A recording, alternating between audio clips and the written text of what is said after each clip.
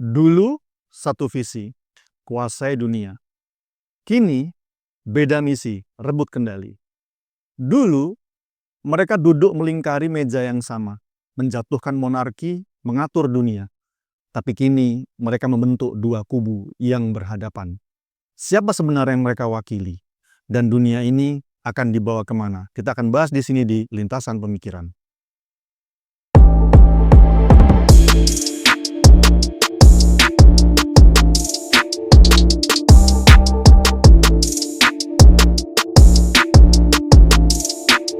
Assalamualaikum warahmatullahi wabarakatuh.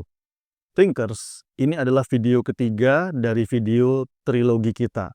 Kita akan melanjutkan pembahasan tentang telah pecah kongsinya elit global. Dan video ini adalah puncaknya. Kita sudah bahas 5 segmen, sekarang kita akan lanjutkan ke segmen berikutnya, yaitu segmen ke-6, tujuan tercapai, kongsi mulai pecah.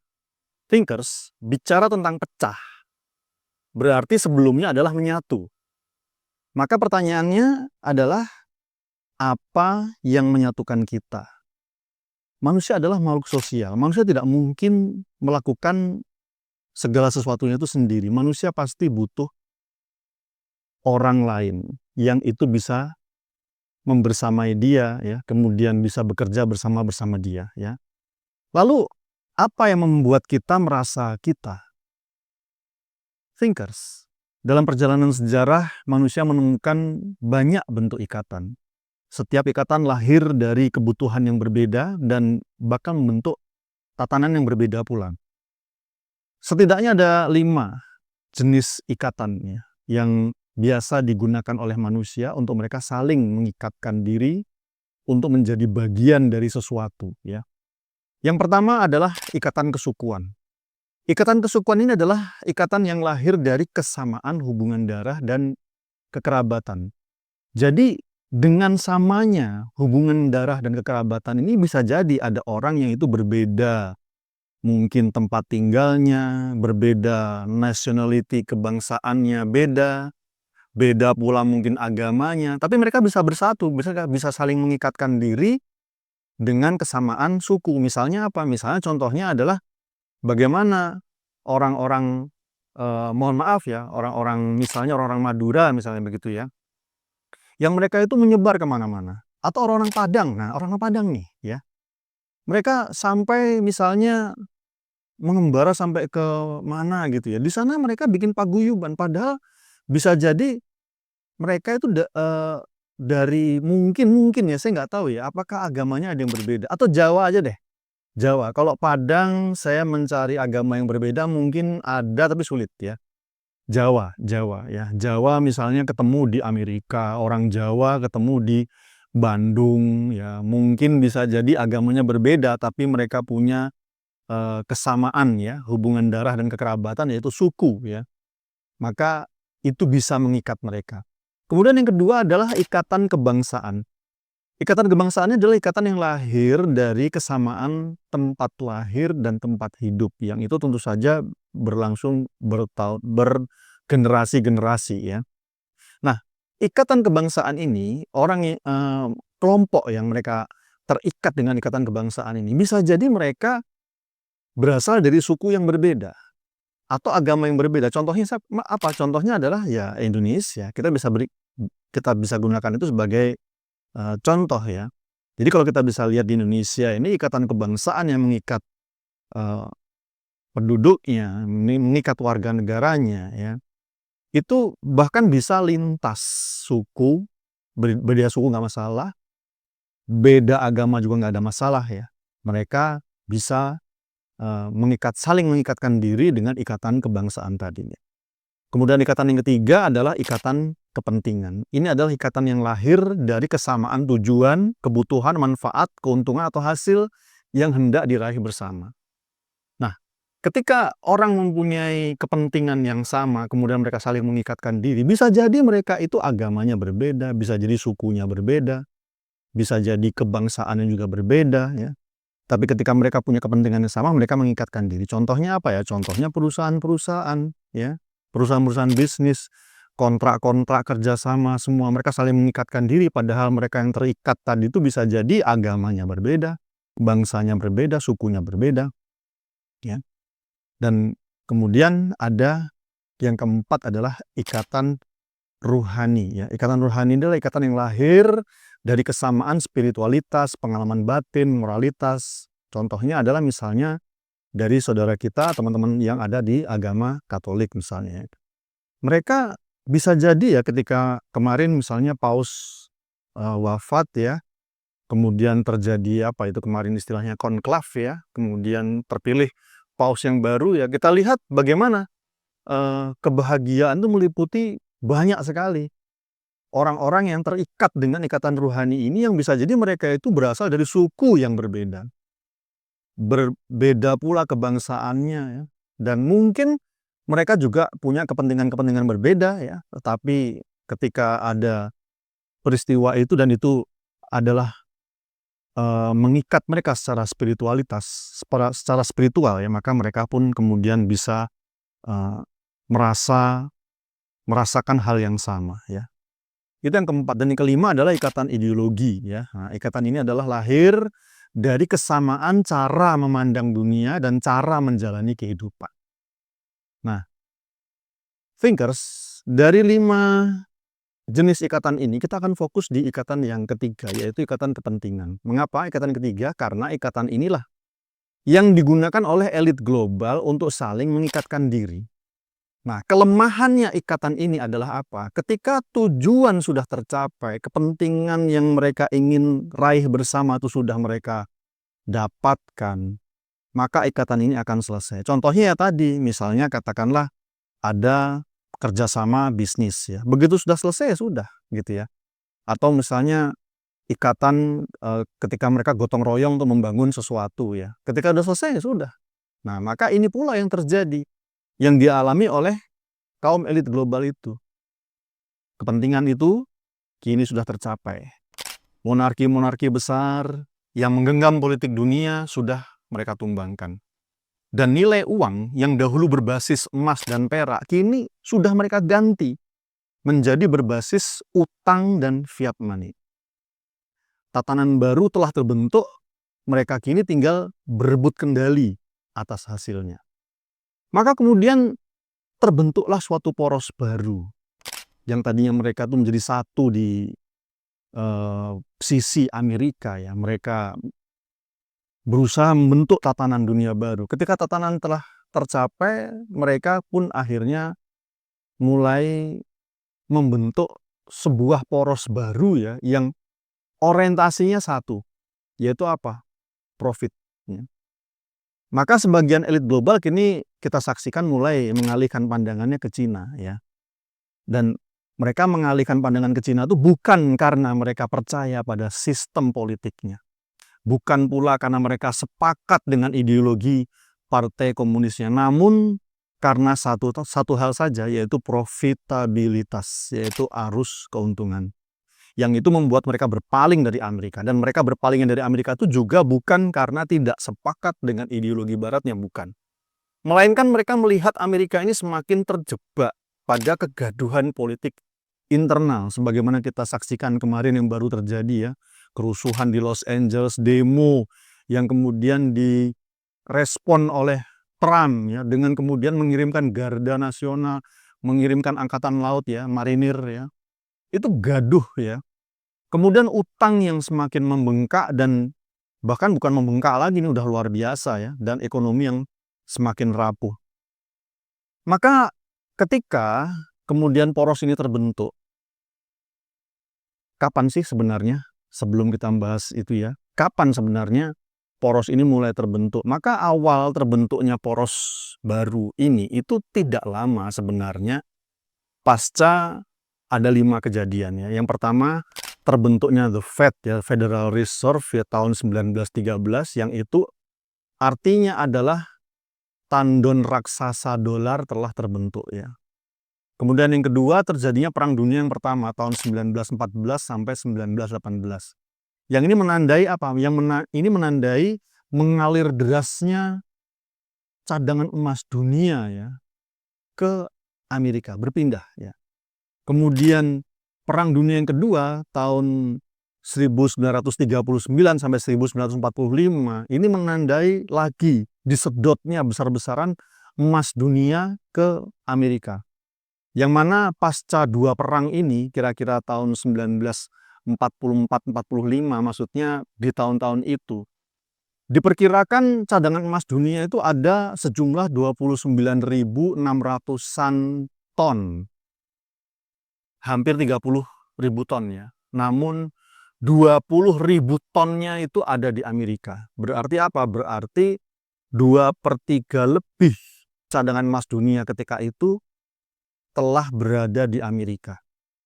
Nah, maka ketika kemudian peristiwa yang keempat terjadi, yaitu Bretton Woods ya, tahun 1944, dunia memang sudah tidak punya pilihan lagi. Mereka sudah tidak punya emas yang bisa mereka jadikan sandaran bagi mata uang nasional mereka. Maka ketika tawaran itu datang, ya, Bretton Woods diadakan, negara-negara dikumpulkan, ada sejumlah sekitar 40-an negara yang kumpul itu, akhirnya mereka bersedia menerima dolar sebagai sandaran mata uang nasional mereka. Ya. Sementara dolar ketika itu menjanjikan bahwa apa? Dolar dijamin dengan emas. Dan mereka percaya, kenapa? Karena ada 20.000 ton emas di sana. Ya.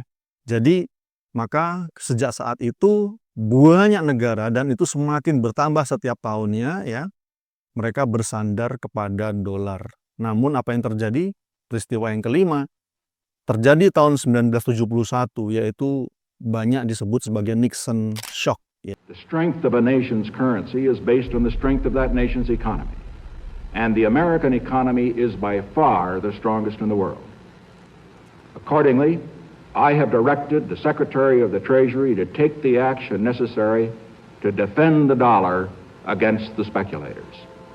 I have directed Secretary Connally to suspend temporarily the convertibility of the dollar into gold or other reserve assets, except in amounts and conditions determined to be in the interest of monetary stability and in the best interest of the United States. Karena ini betul-betul shock ya, goncangan ya, menggoncang dunia betul, membuat dunia itu menjadi shock. Ya. Kaget. Kenapa? Karena Nixon tahun 1971, Richard Nixon, Presiden Amerika ketika itu secara sepihak mengumumkan bahwa Amerika sudah tidak lagi bersedia mengkonversi dolar menjadi emas. Dengan kata lain apa? Sudah tidak ada lagi jaminan emas ya terhadap dolar. Ya. Ini adalah upaya Amerika untuk mencegah emas mengalir keluar dari Amerika. Kenapa? Karena tahun-tahun itu, sebagaimana kita sudah bahas di video sebelumnya, mungkin video nanti kita akan tampilkan di sini thumbnailnya ya. Di situ kita sudah bahas betapa bahwa tahun-tahun sebelumnya itu defisit perdagangan, neraca perdagangan luar negeri Amerika itu, ya. Sehingga apa? Sehingga emas mengalir keluar. Nah, tahun 71 dihentikan. Nah, pasca 5 kejadian itu, pasca 71 Nixon shock tadi itu, tahun 72 Februari Nixon, Presiden Amerika saat itu yaitu Richard Nixon, pergi ke Cina, ya. Dan ini sungguh mengejutkan dunia. Ya, di Cina Nixon bertemu dengan para pejabat termasuk dengan Mao ya, presiden ketika itu Mao Zedong, bersalaman, dan itu menjadi berita yang sensasional di Amerika. Sampai jabatan-jabatan tangan yang dilakukan oleh Nixon itu diberitakan sebagai handshake that shook the world. Jadi jabatan tangan yang menggoncang dunia. Ini ada beberapa foto yang berhasil saya dapatkan ya di internet ya. Ini ada foto yang pertama adalah ketika Presiden Nixon di bandara ya bersama istrinya turun dari pesawat disambut oleh Zhou Enlai. Dia adalah Perdana Menteri Cina ya ketika itu. Dan kemudian foto yang kedua ini ada bersama Mao Zedong ya, Presiden China ketika itu ya. Dan ini adalah beberapa hari setelah mendarat. Jadi kayaknya Nixon ini di Cina cukup lama ya, mungkin seminggu lebih, seminggu jelas lebih ya.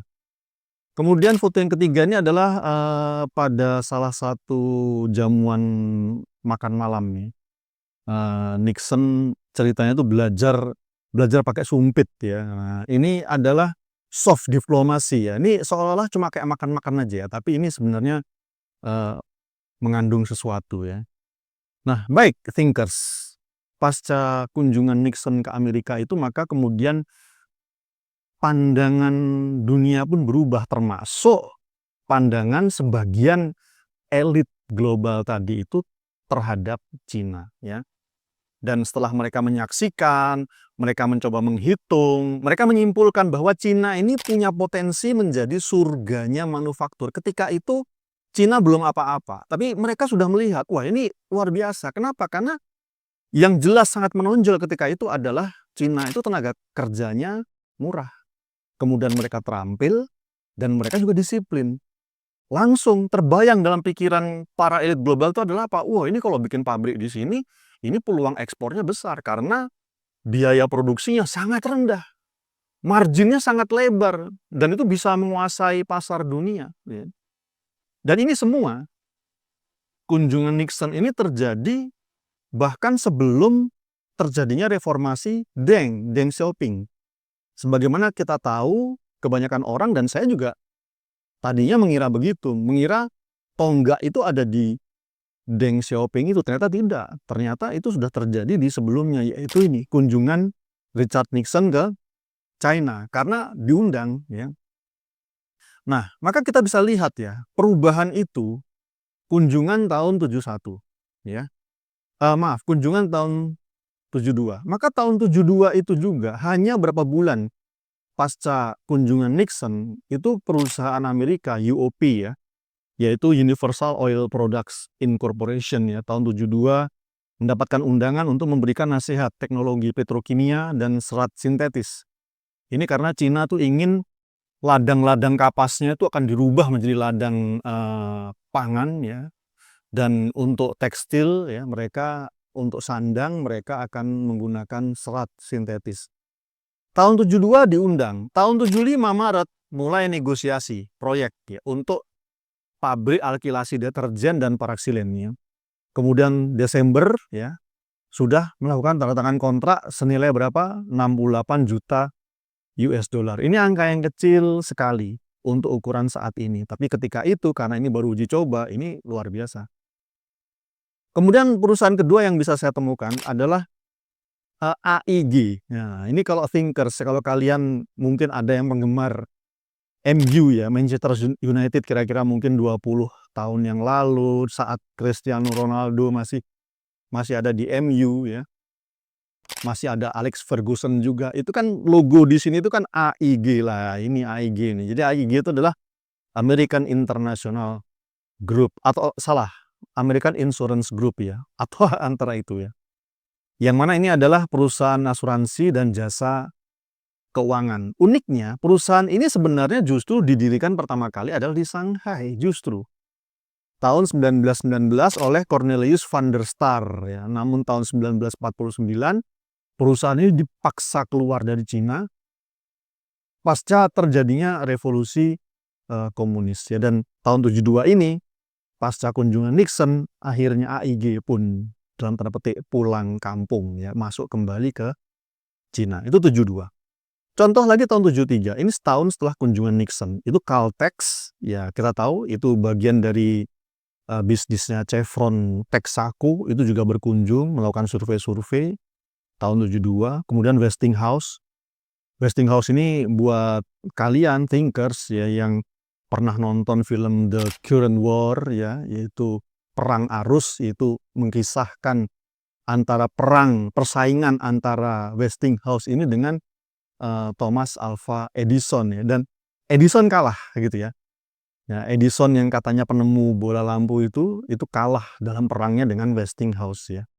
Karena berpindahnya Nikola Tesla salah satunya. Jadi Tesla itu tadinya dia sangat ngefans dengan Edison ya. Kemudian bergabung dengan Edison. Tapi rupanya menurut cerita di situ ya, itu Edison itu mengkhianati ya, atau bukan mengkhianati, tepatnya itu adalah menyalai Jadi ada janjinya kepada Tesla, itu yang tidak dipenuhi. Akhirnya Nikola Tesla pindah ke Westinghouse dan memecahkan problem di Westinghouse dengan arus bolak-baliknya itu. Problemnya apa? Belum bisa membuat motor listrik ya. Tapi dengan masuknya Tesla, beres ya. Dan itu membuat Westinghouse mengalahkan Thomas Alva Edison. Dan ini masuk ke Cina. Yang kita tahu, jadi Westinghouse ini adalah perusahaan electricity ya, penyedia listrik ya, kelistrikan.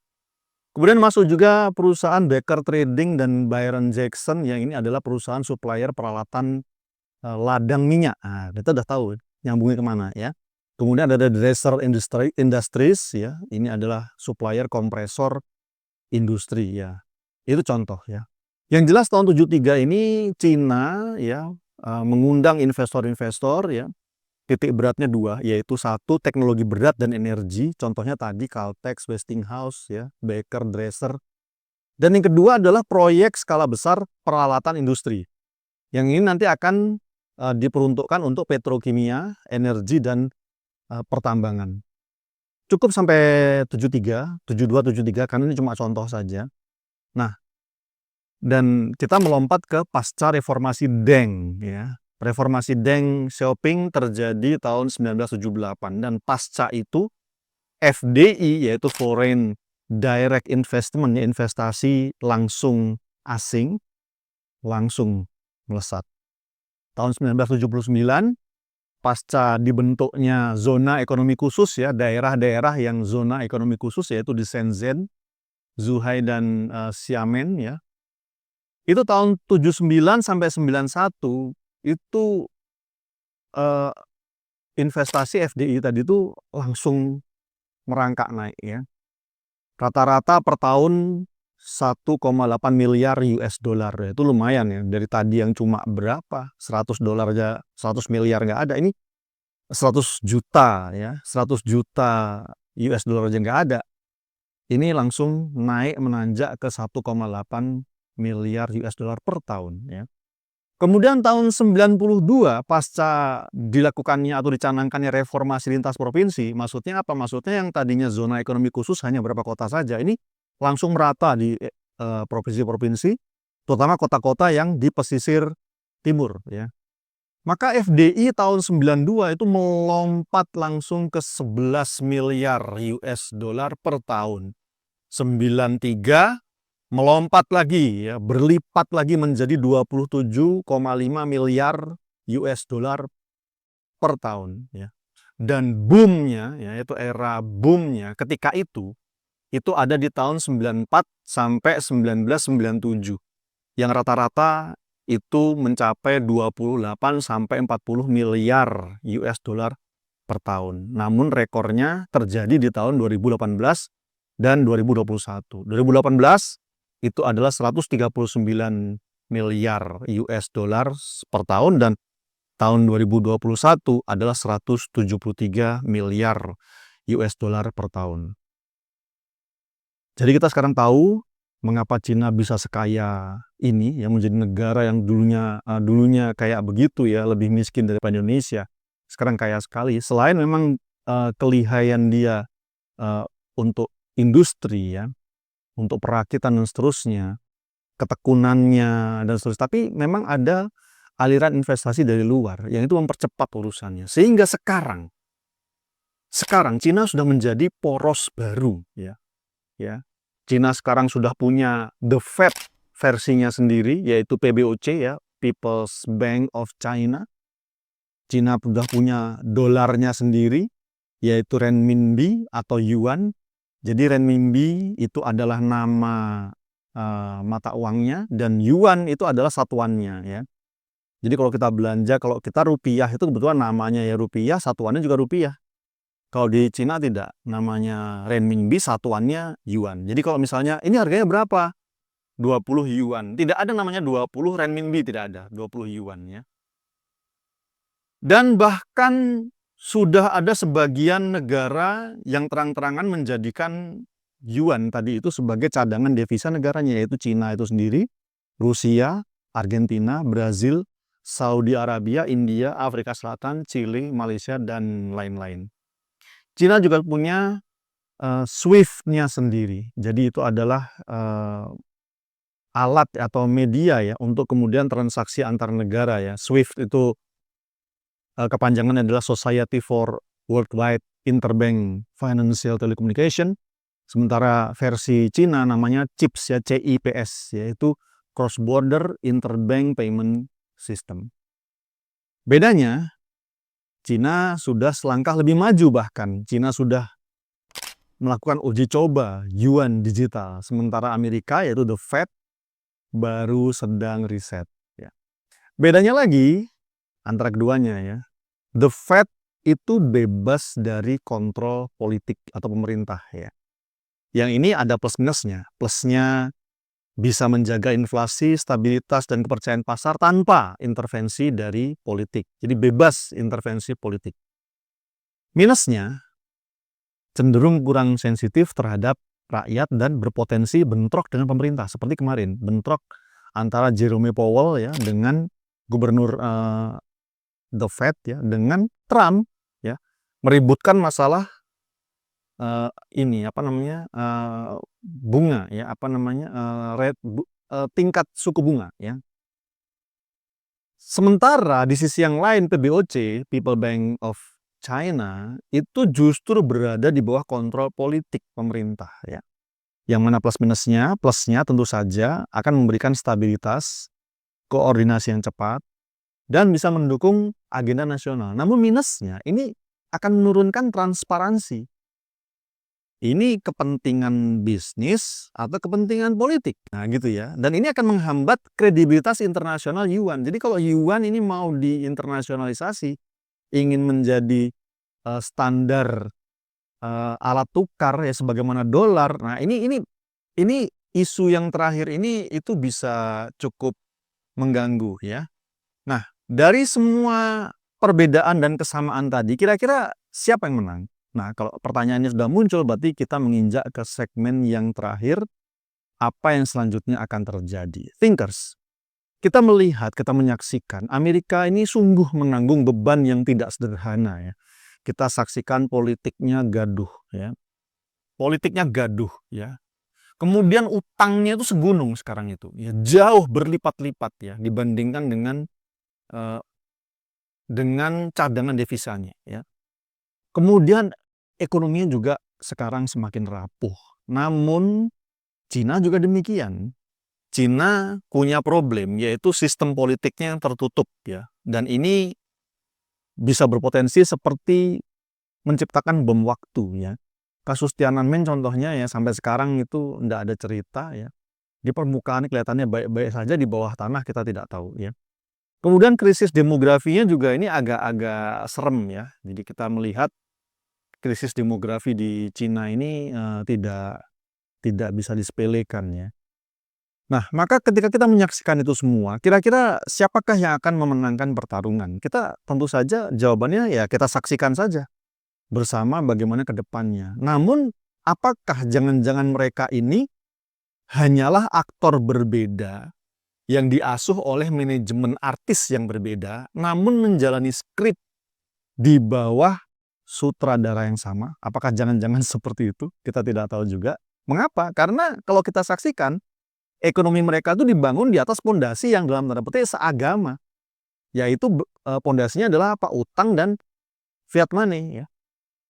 Atau apakah ketegangan ini malah akan membuka jalan bagi lahirnya sebuah kekuatan baru yang akan membangun ekonominya dengan kerangka sistem keuangan yang berbasis emas dan perak kembali seperti dulu ya. Kita tidak tahu ya. Pertanyaannya adalah di pihak mana kita akan berdiri. Thinkers, apa yang terlintas dalam pikiran Anda? Bagaimana pendapat Anda? Silahkan tuang di kolom komentar dan kita akan bertemu di video selanjutnya. Assalamualaikum warahmatullahi wabarakatuh.